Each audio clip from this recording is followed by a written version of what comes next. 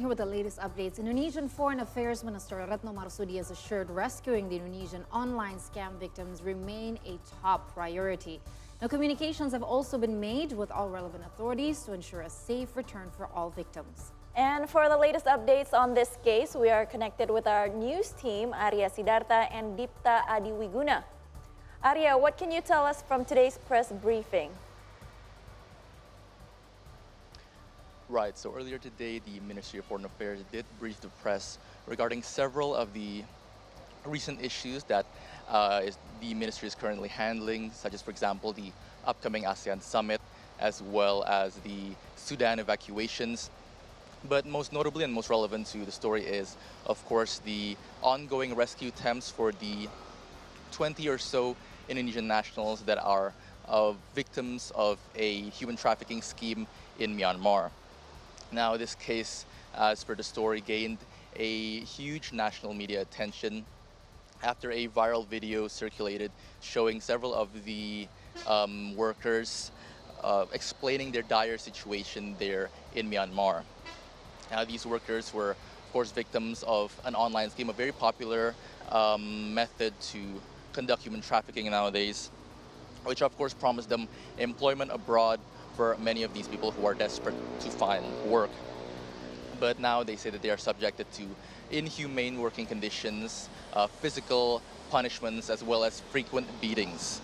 Mr. Retno Marsudi has assured the press that the Foreign Affairs Ministry are prioritizing the rescue of the Indonesian nationals currently stuck in Myanmar and are establishing communications with all the relevant authorities in the nearby region. And here is a statement from Minister Retno Marsudi regarding the current updates.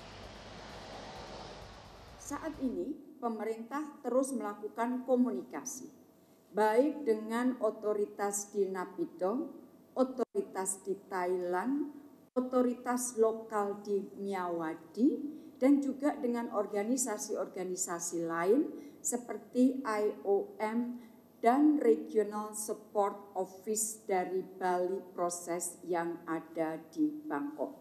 Jadi kita melakukan komunikasi dengan banyak sekali pihak dengan tujuan satu, yaitu memberikan pelindungan kepada WNI dan kemudian dapat mengeluarkan WNI dari wilayah tersebut dengan selamat. Right, so the minister also further explained that conducting the rescue operations isn't a simple task because they have been running into quite several obstacles, such as, for example, the fact that the region that the victims are located in, namely Myawaddy region, is a conflict zone and is relatively isolated, located somewhere 500 or so kilometers away from both the capitals of Thailand and also the capitals of Myanmar. However, the minister stated that she and her ministry has had quite the impressive track record in regards to rescuing Indonesian nationals abroad in such similar cases. In the past 3 years alone, the ministry has successfully rescued 1,841 Indonesian nationals who were trafficked via similar methods of these online scams.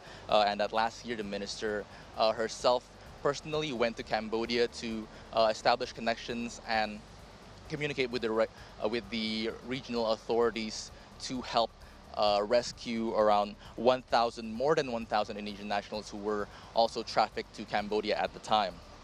Now, the online scam method of human trafficking has been much more popular in the recent years and has become a regional problem, not just in Indonesia, of course, but in the whole region of Southeast Asia, and even in the recent case in the Philippines, accounting for 1,048 victims from 10 different countries across the region. So it is becoming quite a problem, and the minister has assured that this will be one of the issues that her ministry will be presenting during the ASEAN summit that will occur later in the week.